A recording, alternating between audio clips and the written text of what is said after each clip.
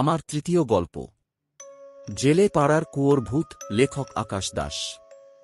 ডোমজুড়ের জেলে পাড়া গ্রামের পাশের গ্রাম পাঁজাপাড়া। সেখানেই থাকত এক সাহসী ছেলে কল্যাণ।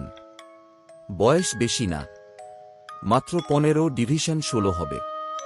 সে পার্বতীপুর বিদ্যাপীঠের ক্লাস 10-এর ছাত্র। পড়াশোনায় ভালো, কিন্তু তার একটাই সমস্যা, ভূতের গল্প শুনলে সে খুব ভালোবাসে। কিন্তু সে ভূতকে একটুও ভয় পেত না, বরং আরও জানতে চাইত। কল্যাণ মাঝে মাঝেই যেত তার ছোট দিদার বাড়ি জেলে পাড়ায়। সেই বাড়ির কাছেই ছিল এক কুখ্যাত ও অভিশপ্ত কুয়ো। সেই কুয়োটার বয়স প্রায় 150 বছর। কল্যাণের ছোট দিদা সব সময় তাকে সাবধান করে দিত। ওই খোকা, ওই কুয়োধারে যাস নে রে, সন্ধ্যেবেলায় তো একদম নয়। কিন্তু কল্যাণ হেসে বলতো, এই যুগে এইসব ভূত টুত থাকে নাকি দিদা, ওইসব গল্প কথা। এই বলে সে খিল্লি করত। একদিন সন্ধ্যাবেলায় পড়া শেষ করে কল্যাণ একাই বেরোল সেই ভৌতিক কুয়ো দেখতে। আকাশে অদ্ভুত একটা মেঘ, চারপাশে অস্বাভাবিক নীরবতা, কেমন যেন গা ছমছম করা পরিবেশ। অজান্তেই তার নজর চলে গেল সেই কুয়োর দিকে। কুয়োর কাছে পৌঁছাতেই একটা ঠান্ডা হাওয়া তার গায়ে লাগল। হঠাৎ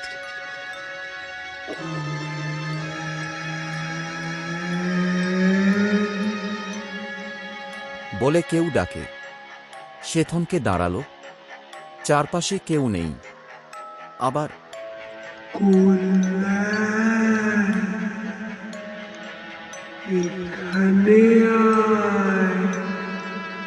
এবার শব্দটা কুয়োর ভেতর থেকে।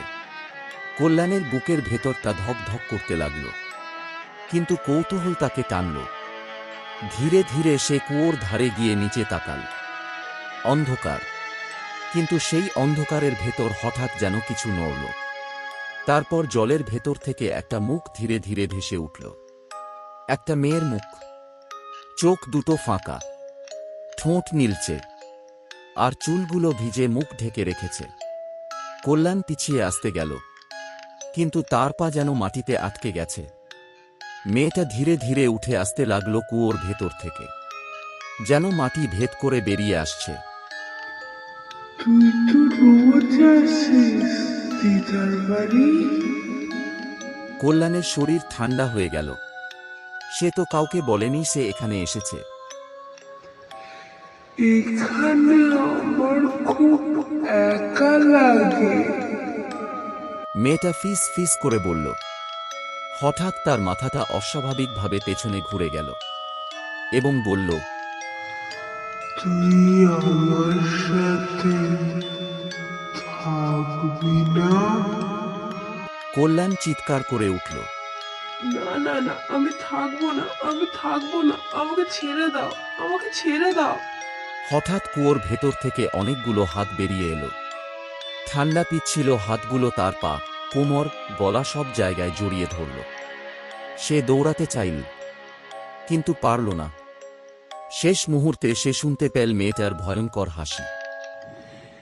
এবার তুই এখানেই থাকবি। এক ঝটকায় কল্যাণ অদৃশ্য হয়ে গেল কুয়োর ভেতরে। পরদিন সকালে ছোট দিদা যখন খোঁজ করতে বেরোল, কুয়োর ধারে পড়েছিল কল্যাণের স্কুল ব্যাগ। ভেতরে পার্বতীপুর বিদ্যাপীঠের খাতা, আর কুয়োর ভেতর থেকে ভেসে আসছিল একটা কিশোরের কান্না, আর তার সাথে মিশেছিল একটা মেয়ের খিলখিল হাসি। তারপর থেকে পাঁজাপাড়া আর জেলে পাড়ার লোকেরা বলে, রাতে যদি কেউ ওই পথে যায় সে স্পষ্ট শুনতে পায়। আমি কল্যাণ, আমাকে বাঁচাও, আমাকে বাঁচাও। কিন্তু যারা সাহায্য করতে এগিয়ে যায় তারা আর কোনোদিন ফিরে আসে না।